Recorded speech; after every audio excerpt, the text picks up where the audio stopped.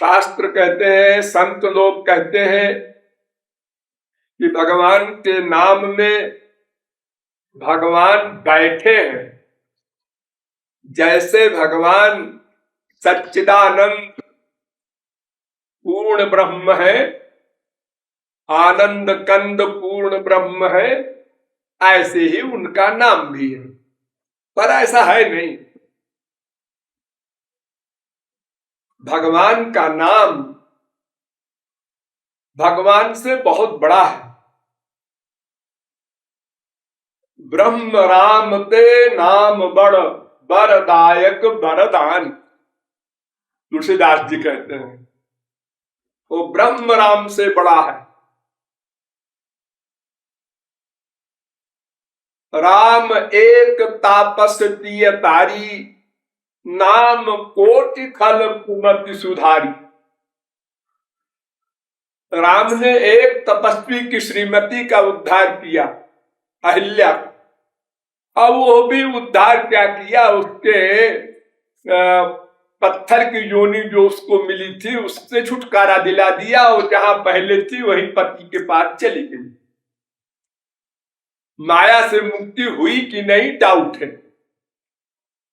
अगर उसका पति साकेत लोक गया होगा, वैकुंठ धाम गया होगा, तो वो भी चली गई, चलो मान लिया।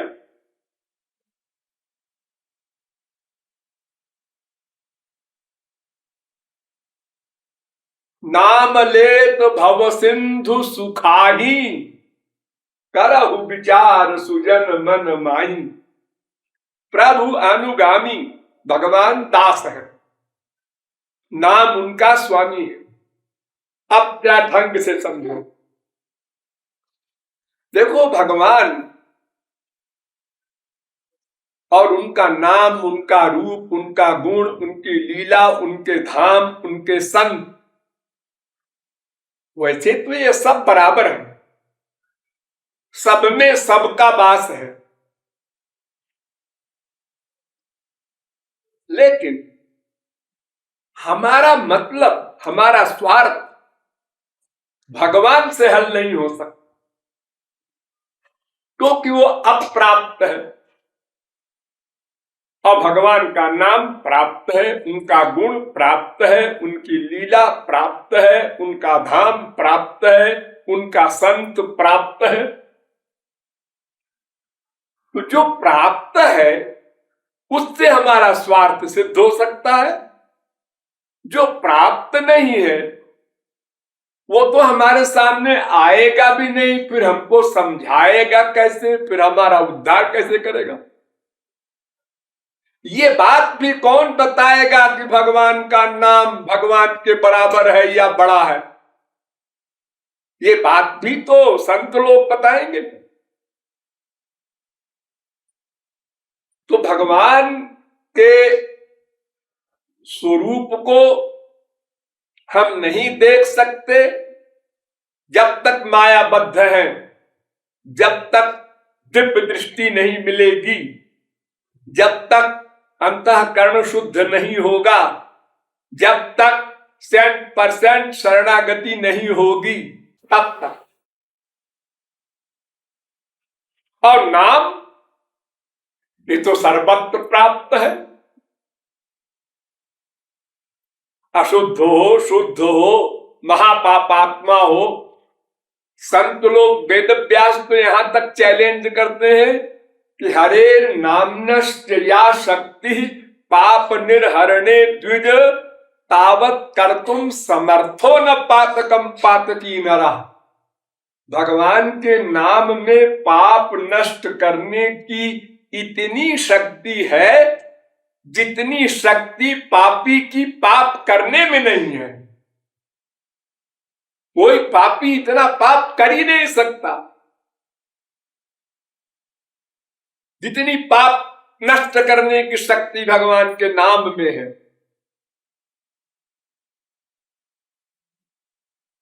तो हमारे हृदय को शुद्ध करके भगवान के लिए उपयुक्त पात्र बनावे, ये काम नाम करेगा, गुण करेगा, लीला करेगी, धाम करेगा, संत करेंगे, भगवान नहीं करने आएंगे।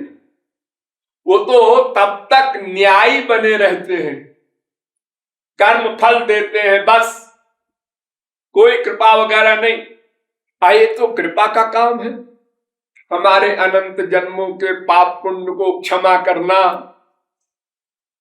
हमारे 3 गुण समाप्त करना, 3 ताप समाप्त करना, 5 क्लेश समाप्त करना, द्वंद्व समाप्त करना, 5 कोश समाप्त करना, राग द्वेष समाप्त करना, माया का अत्यंता भाव करना, इत्यादि तमाम काम। ये सब गड़बड़ियां मिटाने का काम भगवान तो करेंगे नहीं, वो तो आएंगे नहीं पहले। वो तो कहते हैं मैं तो समदर्शी हूं, अगर कोई मेरी भक्ति करके अंतःकरण को शुद्ध बना ले तब मैं आऊंगा। निर्मल मन जन सो मोहि पावा, निर्मल हो जाओ तब फिर मैं आऊंगा। अनन्यास चिंतयन्तो माम ये जनाः पर्युपासते तेषां नित्याभियुक्तानां योगक्षेमं वहाम्यहम्। गीता। जो अनन्य होकर, यानी सारे विश्व में स्वर्ग हो मोक्ष हो कुछ हो, कहीं भी 0.1% भी मन का अटैचमेंट न हो और निरंतर यही स्थिति रहे, तब मैं योगक्षेम वहन करता हूं, तब मैं आता हूं उसके हृदय में बैठता हूं, तब मैं कृपा करता हूं। और ये सब कौन करे?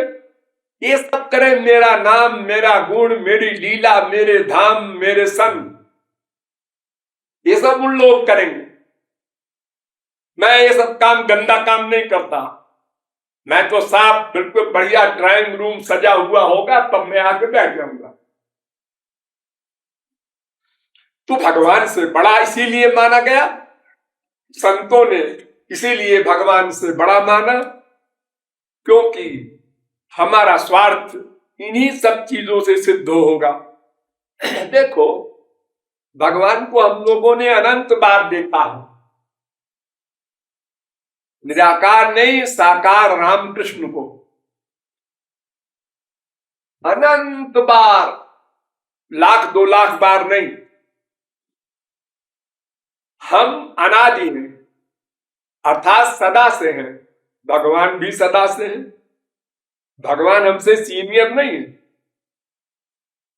भले ही हमारा बाप कहलाता है, लेकिन बाप बेटे की उम्र बराबर।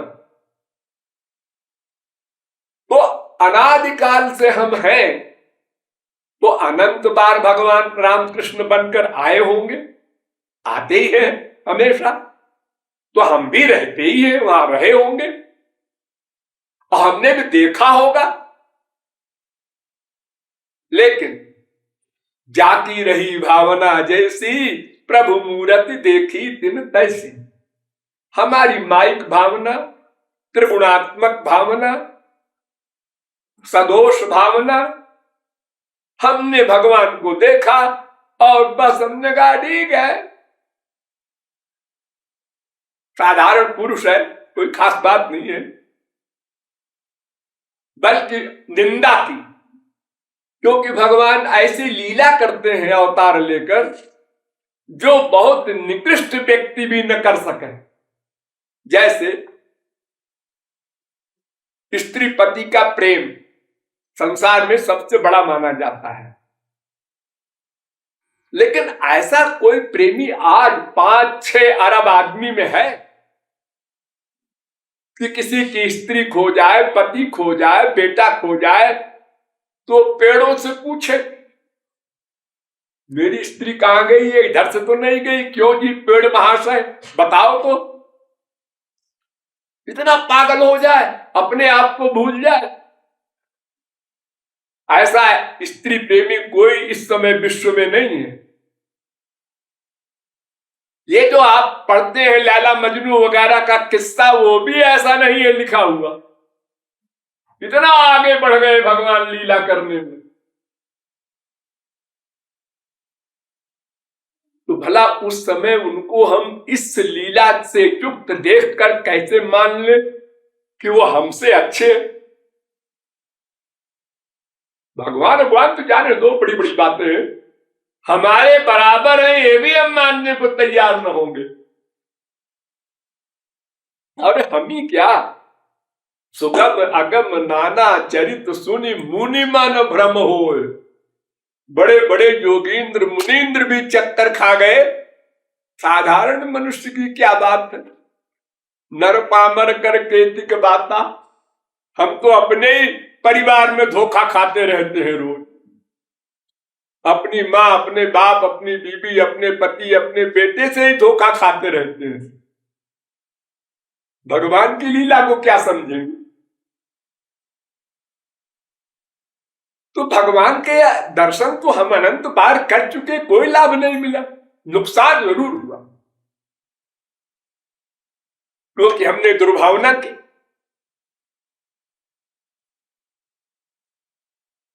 योग सिद्धि कर लिया है श्री कृष्ण ने, है तो छोटा सा और लंबा हो जाता है और लड़कियों के पीछे पीछे घूमता है। कहते हैं भगवान ग्वालों के मुंह से छीन छीन करके रोटी खा रहे थे श्याम सुंदर, देखकर ब्रह्मा का दिमाग खराब हो गया। जिसने नथिंग से सब कुछ बनाया है संसार, उसकी खोपड़ी में बीमारी पैदा हो गई, ये भगवान कैसे। तो बताओ, ब्रह्मा की बुद्धि की बराबर किसी की बुद्धि होने की कल्पना है कभी। जो दावा करे कि हमारा दिमाग खराब नहीं हो सकता, भगवान या महापुरुष चाहे जो लीला करे, ऐसा दावा खोखला। तो भगवान से कभी किसी अवतार काल में हमको लाभ नहीं मिला, लेकिन वो अवतार लेके जब चले गए संसार से और अपना नाम, अपना रूप, अपना गुण, अपनी लीला, अपने धाम, अपने संत छोड़ गए, उनके द्वारा हमारा लाभ हुआ, हमारे भाइयों का लाभ हुआ, लाखों करोड़ों भक्त बन गए। भगवान के लोग तो गए, जा रहे हैं, जाएंगे। भगवान के अवतार का मेन रीजन यही है, श्रवण स्मरणानि करिष्यन्निति केचन।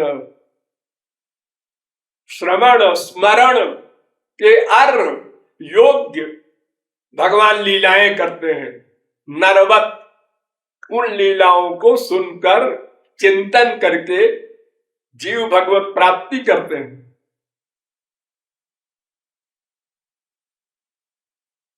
इसी प्रकार महापुरुष भी आपको अनंत बार मिल चुके हैं, संत लोग असली। ये जितने संत आप लोग मानते हैं असली, शंकराचार्य, वल्लभाचार्य, निम्बारकाचार्य या प्रहलाद, ध्रुव, अम्बरीश या तुलसी सूर, मीरा, कबीर, सबके सामने आप लोग थे, सबको देखा है आप लोगों ने। लेकिन बुद्धि लगाया, ये महात्मा तो नहीं है, हाँ ठीक है, नथिंग से समथिंग, अच्छा है, राम राम करते ही है, वाह बड़ी कृपा किया तो यहां तक कह दिया। वरना ये सफेद कपड़ा क्यों पहनते हैं, ये तिलक क्यों लगाते हैं, ये कंठी क्यों पहने हैं, ये गृहस्थियों के बीच में क्यों आते हैं, ये जंगल में क्यों रहते हैं। कुछ न कुछ हमारा काम बोलने से है। एक बार भगवान शंकर और पार्वती जा रहे थे कहीं, तो भगवान शंकर ने कहा, पार्वती आओ तुम्हें दुनिया बतावे कैसी है ये। तो कुछ दूर चले तो भगवान शंकर बैल पे बैठे थे, पार्वती पैदल चल रही थी। तो लोगों ने कहा, देखा हट्टा कट्टा मुस्कुंडा पे बैठा है सवारी के ऊपर और स्त्री बिचारी पैदल चल रही है। शंकर जी ने कहा, पार्वती सुना? हाँ। हम तो शंकर जी ने कहा, आओ तुम बैठ लो, बैल पर हम पैदल चलते हैं। पार्वती को बिठा दिया। फिर दुनिया वाले मिले, उन्होंने कहा, देखो बीबी का गुलाम, स्त्री तो बैठी है सवारी पर, खुद चल रहा है पीछे पीछे पैदल। क्या सुना पार्वती? हाँ सुना। तो फिर आओ दोनों बैठ लेते हैं। बैठ पर दोनों बैठ लिए। फिर देखो इनको दया नहीं आती, जानवर है उसके ऊपर दो दो सवारी बैठी। उन्होंने कहा आप क्या करेंगे? दोनों पैदल चलो, सवारी को ऐसे चलने दो। दोनों नीचे आ गए पैदल। देखो देखो दोनों पागल है। अरे सवारी लाए काहे को तुम?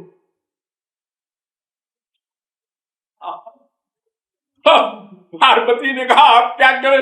कहना कुछ नहीं करेंगे, कुछ भी करो संसार तो बोलेगा ही, उसका काम तो बोलने का है, वो बोलेगा चाहे जो कुछ करो। ऐसा क्यों करते हैं? ये उसका वाक्य तो नित्य सिद्ध वाक्य है, वो नहीं छोड़ेगा। इसीलिए हर संत ने कहा है हाथी अपनी चाल चलत है, पुकार भूकत तो वाको भूकवा दे, तू तो राम सुमिर जग लड़वा दे। तुम अपने लक्ष्य पर चलो, बोलने वाले तो बोलेंगे। क्यों? उसका रीजन है। देखो चार चीजें हैं और चारों एक दूसरे के विरोधी हैं। तमोगुण, रजोगुण, सत्वगुण और निर्गुण, गुणातीत महापुरुष और भगवान। तो एक तो गुणातीत है भगवान और महापुरुष, और तीन है माया वाले। तो माया वालों में ही कहीं नहीं पटती।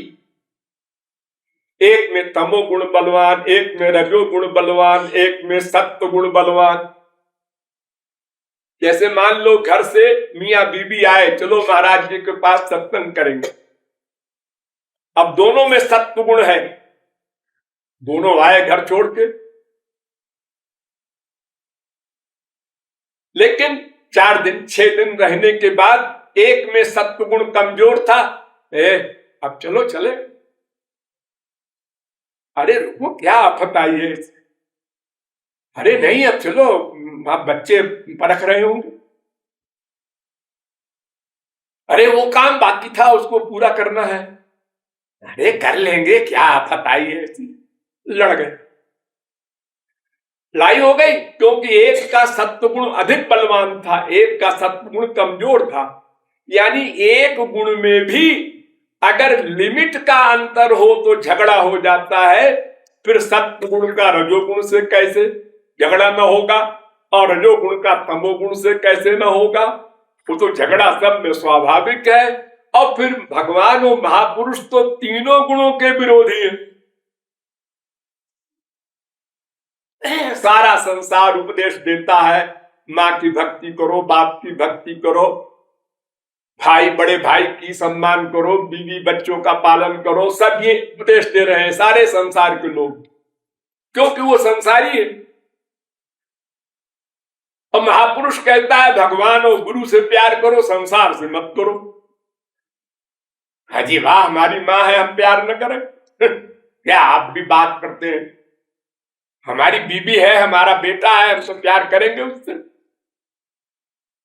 देखो जिससे प्यार करोगे मरने के बाद वही मिलेगा। हाँ हाँ तो ठीक है, मिलेगा तो मिलेगा, लेकिन हम संसार से ही प्यार करेंगे। भगवान राम के जमाने में जहां राम राज्य था वहां पर भी ये प्रॉब्लम थी। राम ने एक बार लेक्चर दिया अयोध्या में, केवल एक बार, 11,000 वर्ष में।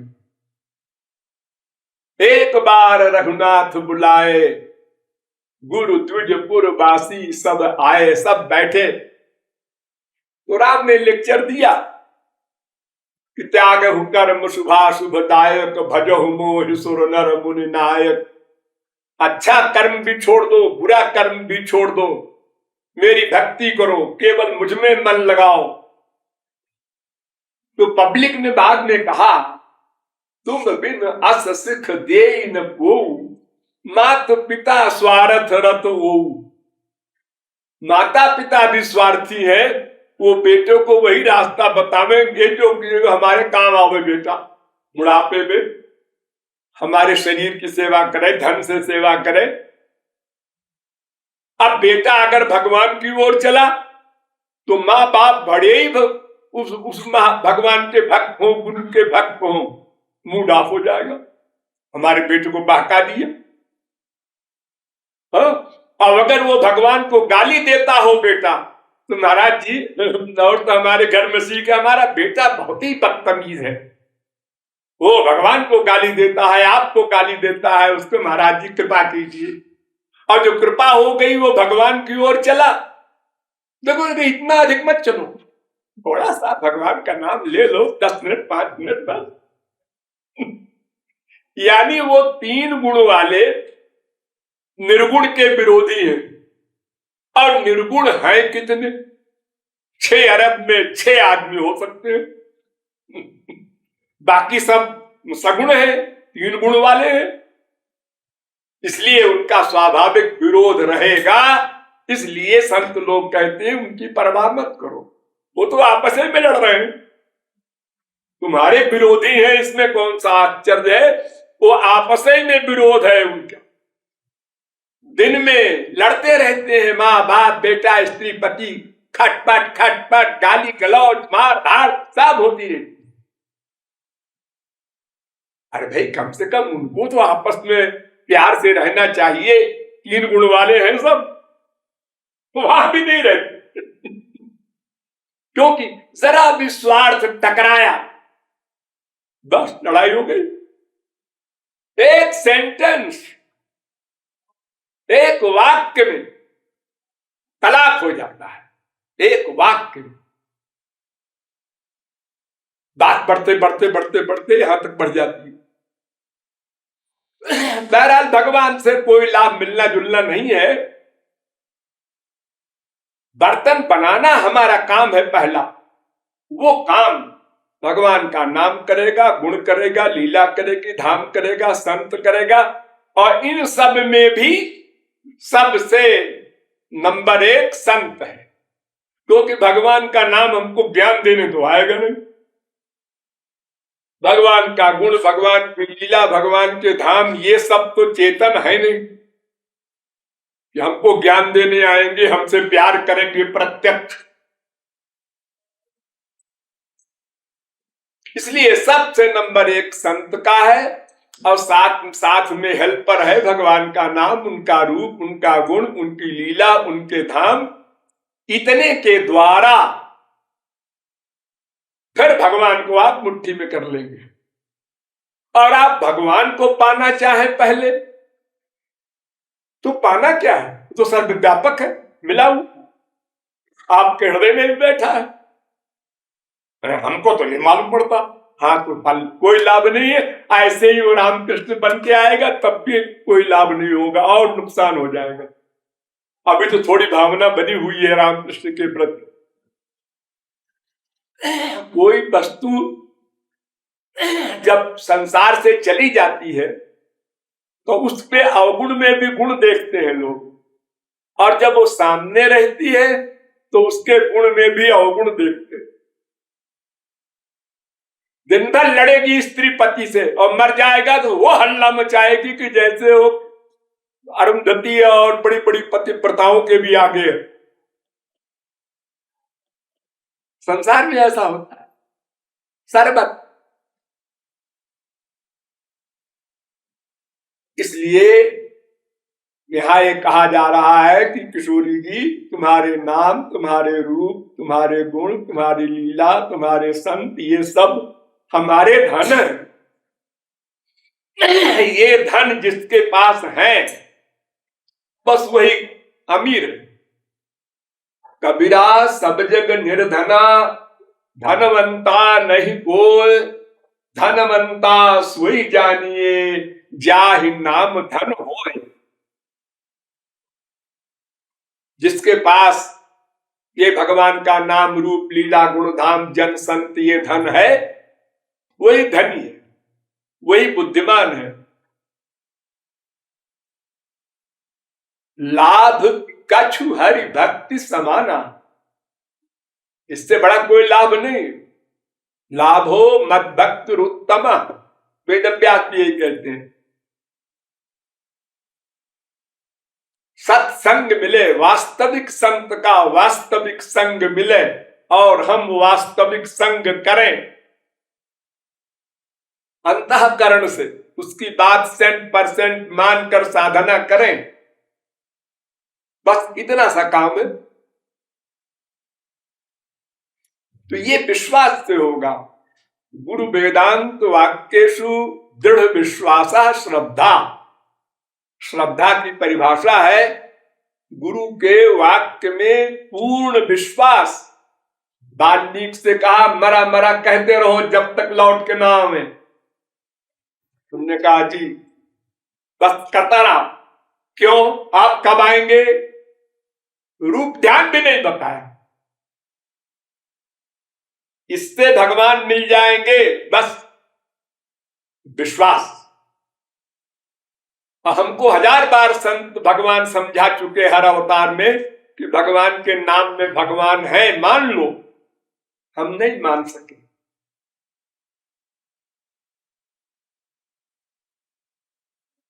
कभी कभी ऐसा नाटक हमारे देश में होता है, भगवान प्रकट हो रहे हैं अमुक स्थान में, करोड़ों की भीड़ जा रही। अरे तुम्हारा भगवान नाम तो तुम्हारे मुख में है, पास में है। मूर्ति को देखो, तुम्हारे बगल में गोपाल मंदिर है, वहां नहीं जाओगे। और बद्रीनारायण जा रहे हैं और गंगोत्री जा रहे हैं और वैष्णो देवी जा रहे हैं, वहां के भगवान पड़ेंगे क्या? भगवान तो सर्वत्र बराबर है। प्रभु व्यापक सर्वत्र समाना। उनका लाभ जो मिलना है वो तो प्रेम से प्रकट हो ही भगवाना, वो तो प्रेम से लाभ मिलना है, शरणागति से, मन के अनुराग से, फेथ से। तो हमको विश्वास करना है कि भगवान का नाम, रूप, लीला, गुणधाम, जन्म ये भगवान से बड़े हैं, इसलिए कि इनसे हमारा स्वार्थ सिद्ध होगा। वैसे सब में सब बराबर हैं, इनमें न कोई छोटा है न बड़ा है। तो जिससे हमारा स्वार्थ सिद्ध हो वो हमारे लिए बड़ा है, वही हमारा धन है, वही हमारा प्राण है। ये आशय है इसका।